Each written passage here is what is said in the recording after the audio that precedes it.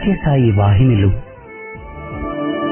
మానవాళి ఉద్ధరణకై సాయి భగవానుని దివ్య హస్తాల నుండి జాలువారిన ఆధ్యాత్మిక సాహితీ సౌరభాలు.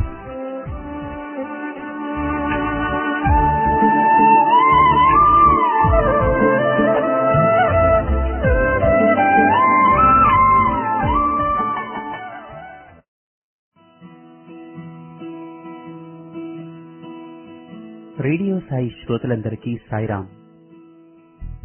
మానవుడు తన జీవిత ప్రస్థానంలో నేర్చుకోవలసినటువంటి ఆధ్యాత్మిక సత్యాలను, భారతీయ సంస్కృతి ఆధ్యాత్మికతల యొక్క ప్రాముఖ్యాన్ని, అంతరార్థాల్ని వివరిస్తూ స్వామి వివిధ రూపాలలో తమ ప్రబోధలను మానవాళికి ప్రసాదించారు. ఉపన్యాసాలు, పద్యాలు, చిన్న కథలు, రచనలు, ఇలా ఎన్నెన్నో. స్వామి సనాతన సారథి మాసపత్రికకు స్వయంగా తమ దివ్య హస్తాలతో ఎంతో శ్రమల కూర్చి 15 వాహినుల రాశారు. ఆ వాహినుల పరంపరలో సాయిరాముడు సాక్షాత్తు శ్రీరామ కథను, దానిలో నిగూఢమైన రహస్యాలను తెలియపరుస్తూ రామకథా రసవాహినిని 2 భాగాలుగా ప్రసాదించారు. ఇప్పుడు మీకు సాయినాథుడు రచించిన రామకథా రసవాహినిని పుస్తక పఠన రూపంలో అందిస్తున్నాం. రామకథను హాయిగా వినండి. సాయిరాముడి లీలా వైభవాన్ని మనసారా ఆస్వాదించండి.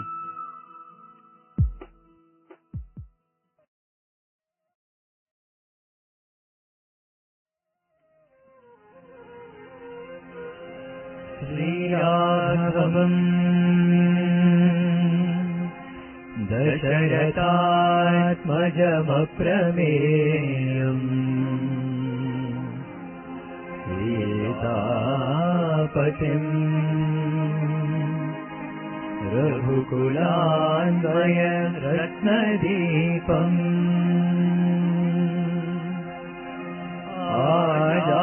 ఆజానుబాహం అరవింద దళాయతాతం రామం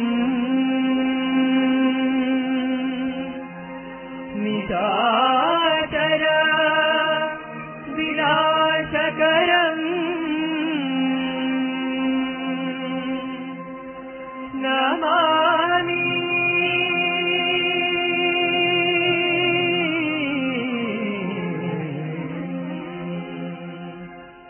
రామకథను వినరయ్యా, రామకథను వినరయ్యా, ఇహ పర సుఖములనొసగే సీతా రామకథను వినరయ్యా.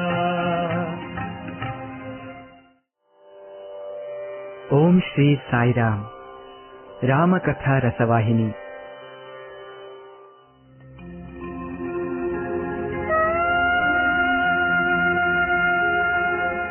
ఏడు.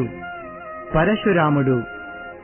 దశరథుడు కొడుకులతో, కోడన్లతో, మహర్షులతో, చతురంగ బలాలతో సాగిపోవుచుండగా కంటికి ఏవో దుర్నిమిత్తాలు తోచుచూ వచ్చెను. అంత దశరథుడు వశిష్ఠుల వారితో, స్వామి, ఏమిటి వింత? ఆకాశమున పక్షులు తిరుగుచూ ఘోరముగా కూయుచున్నవి. భూమిపై గల జంతువులు మనకు ప్రదక్షిణముగా తిరుగుచున్నవి. జంతువులు రథములకు ప్రదక్షిణగా తిరగకూడదు కదా, దీనికి కారణమేమయ్యుండును? నాకేమో దిగులు కలుగుచున్నది అని తెలుపగనే వశిష్ఠుల వారు కొంత దివ్య దృష్టిని వినియోగించి, రాజా, మనకు రాబోవు ఒక భయంకరావస్థ నిమిత్తమై ఆకాశమున పక్షులు అట్లు భయంకర శబ్దములు చేయుచున్నవి. అయితే భూమిపై మనకు ప్రదక్షిణ చేయుచున్న మృగములను పట్టి చూచిన ఆ వచ్చు కీడు నివారణకు చిహ్నముగానున్నది. కావున మీరేమాత్రమూ విచారించకండి అని ధైర్యమును తెలుపుచుండగా ఒక భయంకరమైన గాలి వీచెను. చూచుచుండగనే పెద్ద పెద్ద వృక్షములు నేలకూలెను. పర్వతములు దొర్లిపోవదొడగెను. భూమే బ్రద్దలగుచున్నదా అన్నట్లు పిడుగు వంటి శబ్దములు వినపడదొడగెను. ఒకరి రథములు మరొకరికి కనిపించక దుమ్ము రేగెను. గుర్రములు ఏనుగులు బెదురుకొన మొదలెడెను. సైనికులు మూర్ఛనొందిరి, కొందరు స్తంభించిపోయిరి. వశిష్ఠుల వారు 4 కొడుకులు దశరథుడు తప్ప మిగిలిన వారందరూ విచేతనులు అయిపోయిరి. భూమ్యాకాశములొక్కటిగా చీకటి క్రమ్ముకొనెను. ఆ చీకటిలో మిరుమిట్లు గొలుపునట్లు కాంతులు కంటికి కనిపించజొచ్చెను. భయంకరమైన నేత్రములతో ఉగ్రుడైనట్టి ఒక వ్యక్తి వారల కంటి ఎదుట నిలచెను. అతని తల నిండా దట్టమైన వెంట్రుకలు, భుజముల మీద గండ్రగొడ్డలి వ్రేలాడుచుండెను. మెరపు వలె మెరయుచున్న బాణములు, విల్లు భుజమునకు తగిలియుండెను. అతడు త్రిపురాసురుని సంహారమునకు వెళ్ళుచున్న పాలాక్షుని పగిది వారికి కనిపించెను. ఇంతలో వశిష్ఠుల వారు అతను పరశురాముడని కనిపెట్టి, అతని కోపతాపములు ఇంతకు పూర్వమే శాంతించెను కదా, శత్రువులందరినీ హతమార్చి శాంతిలిన పరశురామునకు తిరిగి ఈనాడు కోపము రావటమునకు కారణమేమని యోచించెను. అర్ఘ్యాదులు తీసుకుని పోయి అతని ఎదుట నిలచి, ఓ రామ, భార్గవరామ అని మనోహరముగా సంభాషణలు కలిపి అర్ఘ్యమును ఇచ్చెను. అతను ఒక వంక అర్ఘ్యాదులను అందుకుంటూ చింతనిప్పుల వలె మెరయుచున్న కన్నులతో రాముని వైపు చూడదొడగెను. అంత శ్రీరామచంద్రుడు చిరునవ్వులతో అతనిని చూడగనే పరశురాముడు మరింత మండిపడి, ఓ దాశరథి, నీ పరాక్రమములు వేణోళ్ల వింటిని. నీవు శివధనుస్సు నవలీలగా త్రుంచిన విషయమును కూడాను వింటిని. అవి అన్నియూ విన్నవే కాని కన్నవి కావు. ఈనాడు నీ పరాక్రమాన్ని స్వయముగా చూడగోరే ఇందు వచ్చితిని. నేనొక పవిత్రమైన విల్లును గొని తెచ్చితిని. అది మా తండ్రి అయిన జమదగ్నిది. దీనికి బాణము నెక్కించి నీ బలమును చూపుము, లేకున్నా నాతో పోరాడుటకు రమ్ము అని మహోద్రేకముగా మాటలను ఉపయోగపెట్టెను. అందులకు రాముడు ఏమాత్రమూ జంకక చిరునవ్వులతో, ఓ భార్గవరామ, నీకు క్షత్రియుల మీదనున్న కోపము ఎప్పుడో తీరిపోయినదని తలంచితిని, వింటిని. తిరిగి ఈ విపరీతమేమిటి, ఈ వికారములేమిటి అని అనుచుండగనే దశరథుడు దీనుడై, భార్గవ, నీవు బ్రాహ్మణుడవు, మహాయశస్వివి. నా పుత్రులు పసిపాపలు. వారలపై ఈ విధముగా నిష్కారణ ద్వేషమును పూనుట నీబోటి ఉత్తమ వంశీయులకు ధర్మము కాదు. మీ వంశీయులు నిరంతర వేదాధ్యాయనము చేయుచు చాంద్రాయణ వ్రతాలు సల్పుచుండెడివారు.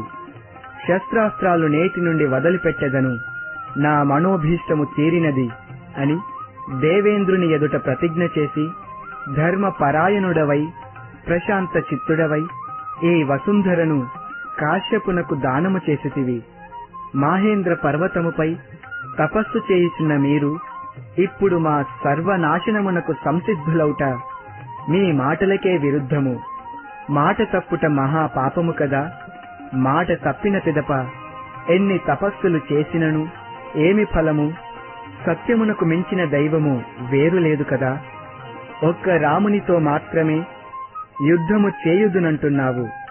ఆ ఒక్క రామునకు ఏ అపాయము కలిగినను మా వంశము నాశనమగును. మేమందరము మరుక్షణముననే ప్రాణములు వీడుదుము. ఇన్ని ప్రాణములు తీయుట మీబోటి బ్రాహ్మణులకు పరమ విరుద్ధమే కాక మహాపాపము అని చెప్పుచుండా పరశురాముడు దశరథుని మాటలను లక్ష్యము చేయక వినిపించుకొనక రాముని వైపు చూచుచు, రామా, నీవు విరిచిన విల్లు, నేనిప్పుడు తెచ్చిన విల్లు రెండునూ దేవలోకములోనివే. రెండునూ మహా పవిత్రమైనవే. వీటిని రెండింటిని విశ్వకర్మ నిర్మించెను. ఒకదానిని త్రిపురాసుర సంహారమునకు, మరొకటి విష్ణుమూర్తి చెంతనుంచుకొనెను. త్రిపురాసుర సంహారము అయిన తరువాత శివుడు ఆ వింటిని బాణముతో కూడా దేవతల చేత విదేహరాజు అయిన దేవరాతునకు ఇప్పించెను. ఏ కార్యనిమిత్తమై ఆ వింటిని నిర్మించెనో ఆ కార్యము జరిగిపోయినందున బహుశః ఆ వింటిలోని బలము క్షీణించి ఉండవచ్చును. అట్టి బలహీనమైన వింటిని ఎక్కుపెట్టుట ధీరుని లక్షణము కాదు. పవిత్రమై ఇంకనూ దీనికి నియమించిన కార్యము పూర్తి కాలేదు కనుక ఇది పూర్ణ శక్తివంతమైనదయ్యున్నందున దీనిని ఎక్కుపెట్టి చూడుము. అప్పుడు నీ పురుషార్థమును నీవు నిరూపించుకొన్నవాడవు కాగలవు. అంతేకాని శివధనుస్సును త్రుంచితినంచు గర్వపడబోకు. ఇదిగో దీనిని త్రుంచి నీ పేరు నిలబెట్టుకొనుము అన్నాడు. ఈ విష్ణు విల్లు నాకెట్లు వచ్చినదని సందేహింతువేమో. దీనిని విష్ణుమూర్తి ఋషిక మహర్షికి నిక్షేపముగా ఇచ్చెను. ఆ దివ్య తేజస్వి దీనిని ఆయన కుమారుడైన జమదగ్నికి ఇచ్చెను. ఆ జమదగ్ని నా తండ్రి. అతను మహా తపస్సంపన్నుడు, ప్రతీకారము ఎరుగని మహాపవిత్రుడు. అస్త్ర సన్యాసము చేసిన మా తండ్రిని కార్తవీర్యార్జునుడు తామస బుద్ధితో చంపివేశెను. అంత దారుణముగా ఇంతవరకు ఎవరూ ఎప్పుడూ చేయలేదు, చంపలేదు. అట్టి అధర్మ ప్రవర్తనకు రాక్షస కృత్యమునకు పాల్పడు రాజును దయతలచి విడువరాదనియు, అతనే కాక అట్టి అధర్మములకు పాల్పడు ప్రతి రాజును తలనెత్తనీయక హతమార్చవలనను ప్రతిజ్ఞ పట్టి ఆనాటి నుండియు అధర్మ అన్యాయ క్రూరత్వములకు మరిగిన రాజులను చించి చెండాడవలనని ఈ పవిత్ర విల్లును ఈ ఆయుధమును పట్టి బయలుదేరితిని. అనేక మంది దుర్మార్గపు రాజులను హతమార్చితిని. ఈ భూలోకమునే వశము చేసుకొంటిని. అంతటితో నా తండ్రిని చంపిన కోపము కొంత శాంతించి క్షత్రియులపై దండెత్తుట మాని నేనొక యజ్ఞమును ప్రారంభించి తిని. ఆ యజ్ఞమున మహాత్ముడు పుణ్యకర్ముడు అయిన కశ్యపుని పిలిపించి అతనికి నేను సాధించిన భూభాగాన్ని దక్షిణగా ఇచ్చి తిని. అప్పటి నుండి మహేంద్ర పర్వతముపై ప్రశాంతమైన కాలమును ప్రసన్న హృదయుడనై అనుభవించుచున్నాను.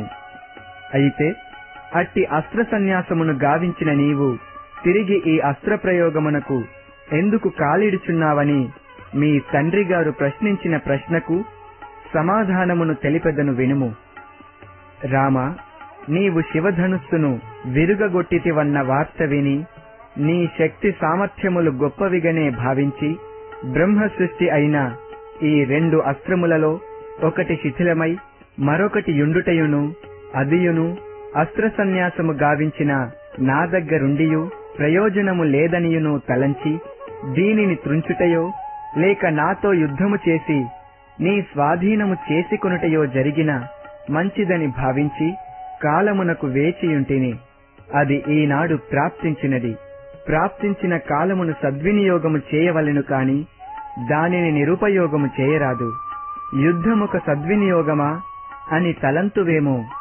లోక కళ్యాణము నిమిత్తము, లోక వ్యాప్తి నిమిత్తము దుర్మార్గాన్ని అణగద్రొక్కి సత్పదార్థాన్ని నిలబెట్టుటలో దీని అంతరార్థము కలదు. కనుక బాహ్య యుద్ధము మాత్రమే చూచి హింసగా భావించరాదు. దీని ఉద్దేశమును లక్ష్యమందుంచుకొన్న బాహ్య క్రియలు అర్థము కాగలవు. కత్తికి పదును కావాలన్నా రాతిపై వేసి నూరవలెను కదా. నూరుటలో కత్తికి శ్రమయని తలంచము కదా. దేహమునకు బలము రావాలన్నా ఆహారమును కఠినమైన దంతముల మధ్య వేసి నమలవలసి వచ్చును. అంత మాత్రము చేత ఆ పదార్థమును బాధించుచున్నామని భావించుట భావ్యము కాదు. అటులనే దేశమను దేహమునకు సాత్విక ధర్మమను బలము చేకూర్చవలెనన్నా ఈ విధమైన మర్దన సలుపవలసి వచ్చును. ఇది మార్గమధ్యము. మాటలతో కాలము గడుపుట కంటే క్రియలోకి దిగుట అత్యవసరము. ఇదిగో ఈ వింటిని విరుతువా లేక ముష్టి యుద్ధము నాతో చేతువా అని ఆ వింటిని అందించుటకు పూనుకొనెను. అంత లక్ష్మణుడు పరశురాముని మాటలకు మండిపడి ఏమో మాటలాడుటకు ప్రయత్నించా. రాముడు అతనిని ఓదార్చి, ఇది నీకు సంబంధించినది కాదు. నన్ను అడుగు ప్రశ్నలకు నేనే సమాధానము చెప్పవలెను. నీవట్లు అడ్డు తిరుగుట క్రమ పద్ధతికి విరుద్ధముగా నుండును అని మంచి మాటలతో లక్ష్మణుని శాంతపరచెను. కాని పరశురాముడు వెగటుగా నవ్వుచు, రాముని అనేక రకముల పరిహాసము చేయుచుండా లక్ష్మణుడు ఓర్చుకొనలేకపోయినాడు. అంత లక్ష్మణుడు, ఓ భార్గవ, శివధనుస్సును విరిచిన రామునకు ఇదొక గొప్పగాదు. దీనిని త్రుంచుటకు రాముడే పూనుకొననక్కరలేదు. బ్రాహ్మణాస్త్రము దర్భతో సమానము. దీనిని నేనే అవలీలగా త్రుంచగలను. ఈ చిన్న పనికి శ్రీరాముడక్కరలేదని లక్ష్మణుడు రోషముతో పలికిన పలుకులు పరశురాముని మరింత మండింపజేసెను. కాని రాముడు శాంతముతో చిరునవ్వుతో లక్ష్మణుని మందలించి శాంతపరచెను.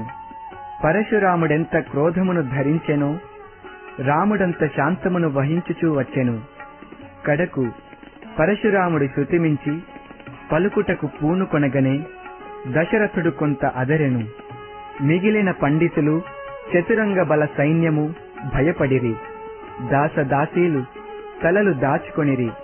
అయితే సీతాదేవి దానిని వినోదముగా చూడదొడగనే గాని ఆమె ఏమాత్రమూ బెదరలేదు, అదరలేదు. నా పురుష సింహము చెంత ఈ గుంట నక్కలెంత అని ఆమె మహాధైర్యముతో ఊర్మిళ, మాండవి, శృతకీర్తులకు ధైర్యము చెప్పుచుండెను. భరత శత్రుఘ్నులు కూడాను రాముడు లక్ష్మణుని మందలించుట చూసి యూరకుండిరి. లేకుండినా వారు కూడాను కోపోద్రేకులై రామాజ్ఞకు వేచియుండిరి. వశిష్ఠుల వారు త్రికాల జ్ఞానులు కనుక విషయము తెలిసి ఇది భగవత్ లీలా నాటకమని తనలో తాను భావించి ఏమీ మాటాడక వెరువక చూచుచుండిరి.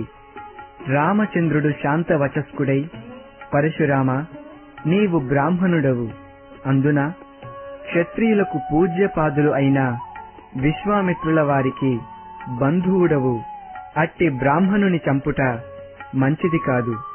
ఈ పవిత్ర అస్త్రమును నీపై విడచుట మంచిది కాదు.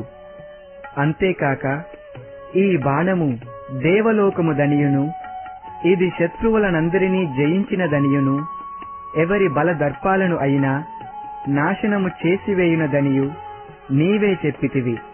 అట్టి పవిత్ర బాణమును నేలపాలు చేయుట వ్యర్థము కాగలదు. కాన ఈ బాణముతో నీ పాద గమన శక్తిని బంధించవలెనో, లేక నీవు తపోబలముతో సంపాదించిన పుణ్యలోక ప్రావణ శక్తిని హరించవలెనో నీవే తెలుపుమనెను. ఈ మాటలు వినగనే పరశురాముడు మరింత ఉగ్రుడై కండ్లెర్రజేసి, రామా, ఏమంటివి అని ముందుకు వచ్చిన తోడనే రాముడు నవ్వుతూ అతని భుజముననున్న ఆ విష్ణు ధనువును లాగి తన చేత పట్టుకొన్నాడు. ధనువు రాముని చేతికి వచ్చిన తక్షణమే పరశురాముడు నిర్వీర్యుడైపోయెను. ఆ ధనువును ధరించిన రాముని చూచుటకు సాధ్యము కాకపోయినది.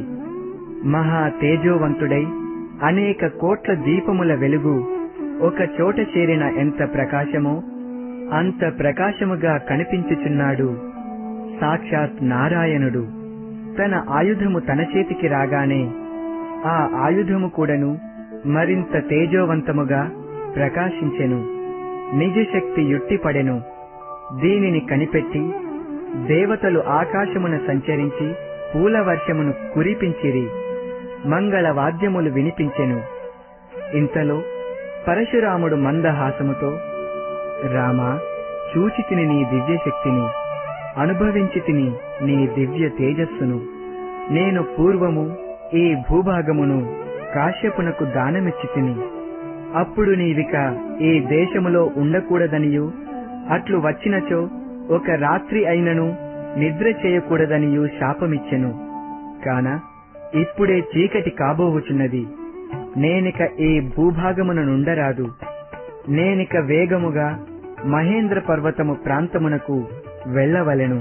కాబట్టి నా పాదగతిని బంధించవద్దు. నేను తపోబలముతో అప్రతిమాన లోకాలను జయించితిని. ఆ శక్తిని నీవిప్పుడే ఈ బాణముతో త్రుంచుము. ఓ రామా, నాలోని సర్వశక్తియు నీదే. ఇదిగో తిరిగి నీ శక్తిని నీకే అందించుచున్నాను అని రాముని కౌగిలించుకొనగనే పరశురామునిలోని 3 కళల శక్తియు రామునిలో లీనమాయెను. అంత పరశురాముడు, రామా, లోకమును దైవత్వమును సులభముగా అర్థము చేసుకొనలేనందున ఇట్టి పరాక్రమ తపో సంపన్నులు కూడాను తమ తమ యోగశక్తినే విశ్వసించి విష్ణుమాయను మరచి సంచరించుచుండుట సర్వసామాన్యము.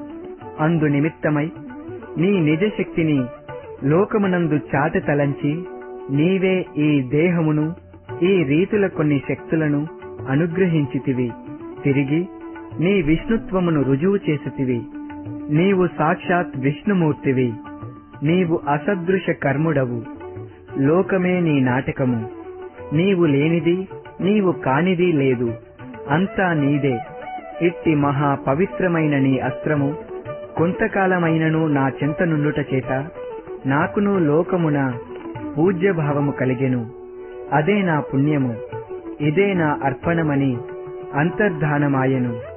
రాముడు శాంతవదనుడై చిరునవ్వుతో ఆ వింటిని ఆ అంబును వరుణదేవునకిచ్చెను. అక్కడున్న వశిష్ఠునకు తండ్రి అయిన దశరథునకు నమస్కరించెను. భయకంపితుడై ఏ నిమిషమున తన కుమారునకు ఏమి ప్రమాదము జరుగునోయని దిగులుతో కృషించిన దశరథుడు పట్టలేని ఆనందముతో రాముని అక్కున చేర్చి అనేక రకముల ముద్దాడి తలనిమిరి నోటమాట రాలేక, నాయనా, ధన్యుడను, తిరిగి నిన్ను సుక్షేమముగా చూడగలిగితిని. నీ పరాక్రమ శక్తి అపారము, అద్భుతము అని అనేక రీతుల కొనియాడెను.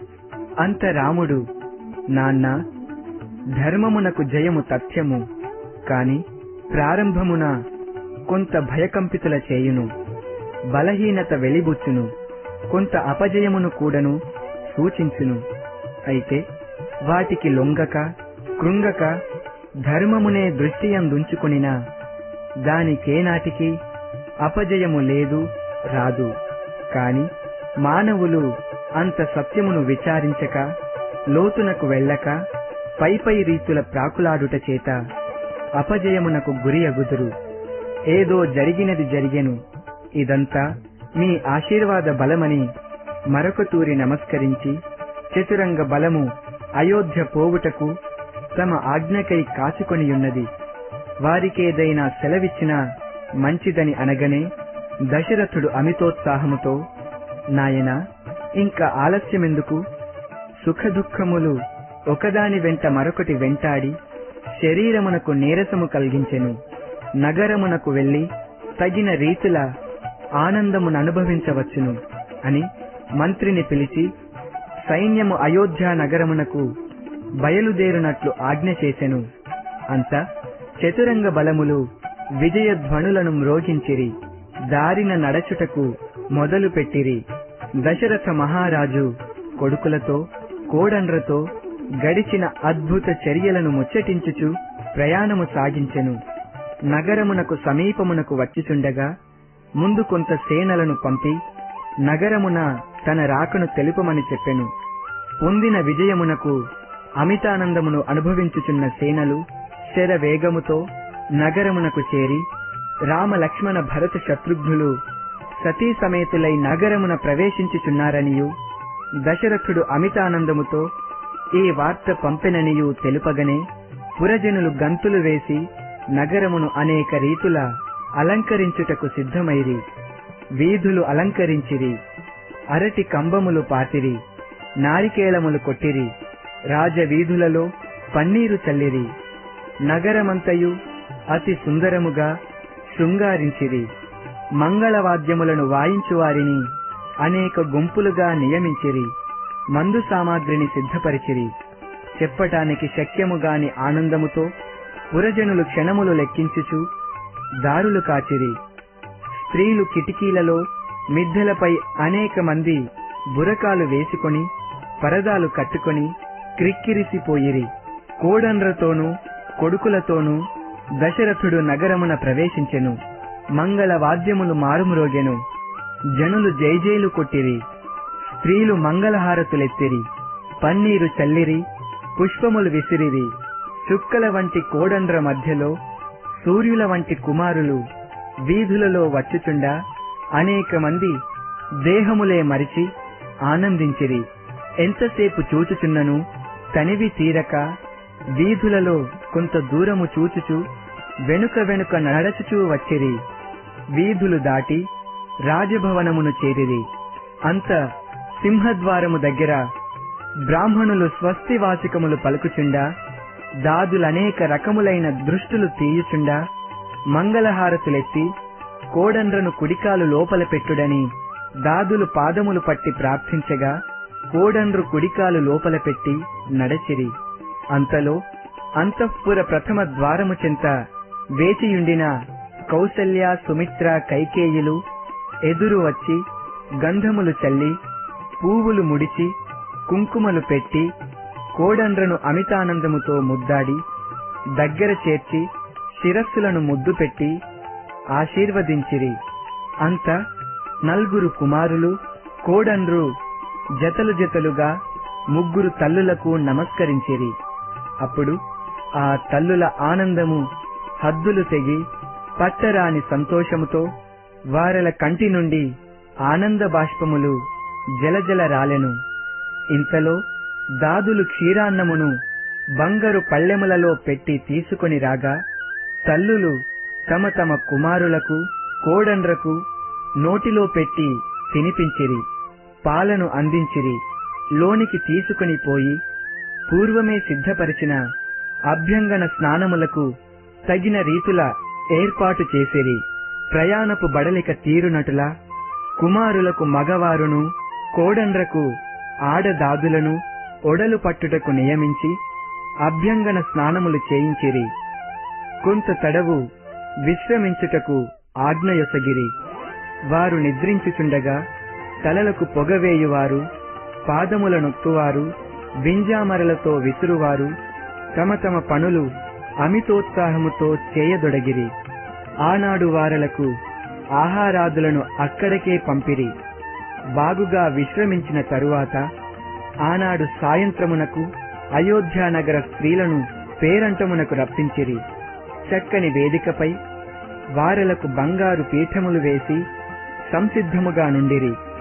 తల్లులైన కౌసల్య, సుమిత్ర, కైకేయీలు తమ తమ కోడండ్రను అతి విలువైన వస్త్రములతో, వజ్ర వైడూర్యములు పొదిగింపబడిన ఆభరణములతో అలంకరింప ప్రత్యేక దాదులను నియమించిరి. వారును దగ్గరుండి చేయించి కోడండ్రను చేతులు పట్టుకొని వేదికపైకి తీసుకుని వచ్చి పీటలపై కూర్చొనబెట్టిరి.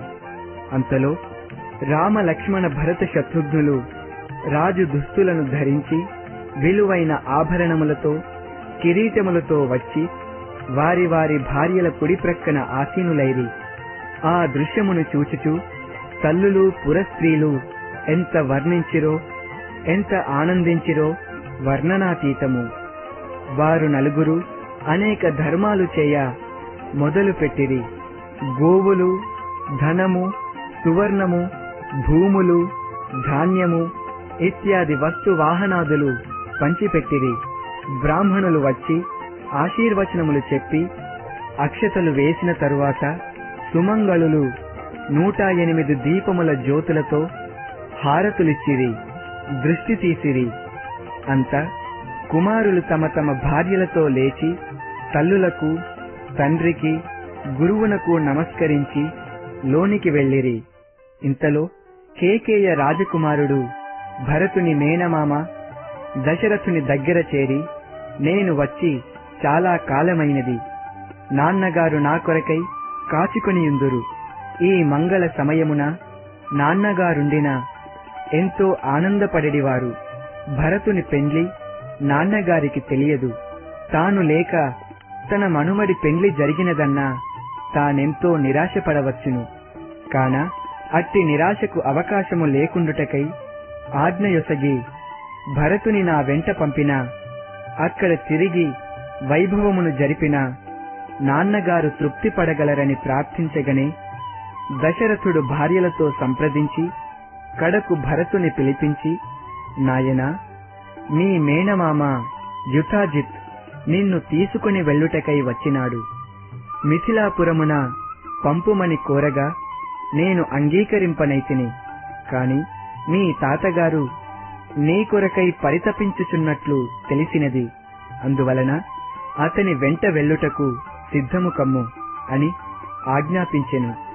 భరతుడు, నాన్న, శత్రుఘ్నుడు కూడా నా వెంట వచ్చిన బాగుండునని తెలుపగా అతనికిని ఆజ్ఞ ఇచ్చెను. ఇరువురు భార్యలతో కూడి గిరివ్రజపురమునకు ప్రయాణమైపోయిరి. నాన్నగారిపై గల అభిమానముచే భరతుడు మారుమాటాడక తన భార్యతో బయలుదేరుటకు తగిన ఏర్పాటులను గావించెను. భరతుడు మహా బుద్ధిమంతుడు, అంతియే కాదు జితేంద్రియుడు. భరత శత్రుఘ్నులిరువురు తమ తమ ధర్మ పత్నులతో కూడి ఆనందముగా ప్రయాణమును జరిపి గిరివ్రజపురమునకు చేరిరి. అక్కడ తమ ముద్దుల మనుమని చూచు నిమిత్తమై కాచుకొనియుండిన తాతగారు భరత శత్రుఘ్నులను చూచి అక్కున చేర్చి ముద్దాడి పట్టరాని ఆనందముతో ప్రక్కన కూర్చుండబెట్టుకొని అయోధ్య క్షేమములు అనేక రకముల విచారించి ప్రయాణ బడలికచే అలసిపోతిరని వారలను తగు రీతిగా విశ్రమించుడని తమ తమ వసతులకు పంపి నాటి నుండియు కన్న బిడ్డల కంటే కడు ప్రీతిగా ఆదరించుచు అతి జాగ్రత్తగా చూచుకొనుచుండెను. తాతగారు ఎన్ని విధముల వారి ఆనంద అనుకూలముల నిమిత్తమై తగిన సదుపాయములు కలిగించినను భరత శత్రుఘ్నులు ఏదో విధముగా అసంతృప్తిగా ఉండినటులా కనిపించుచుండెడివారు. కారణము, వృద్ధుడైన తండ్రిని, ప్రాణ సమానమైన రాముని విడిచి ఉండలేకపోయినారు. నిరంతరము దశరథుని రాముని గురించిన మాటలే ముచ్చటించుకొనుచుండెడివారు. మధ్య మధ్య నాన్నగారెట్లున్నారో అన్న విచారము తెలియకుండా వారిని బాధించెడిది. వీరి భావములిట్లుండా అయోధ్యలో దశరథుడు కూడాను భరత శత్రుఘ్నులను తలవని నిమిషము లేదు. వారిని విడిచి ఉండలేకపోయినాడు. మధ్య మధ్య వారిని ఎందుకు పంపితిని, పంపకుండిన బాగుండేడిది అని చింతించెడివాడు. దశరథుడు 4 కుమారులను 4 హస్తములుగా భావించువాడు. ఒకనాడు భరత శత్రుఘ్నులను గురించి విచారించుచున్న దశరథుని రామచంద్రుడు చూచి అనేక విధముల మధుర భాషణలు సలిపి సంతోషపరచినాడు.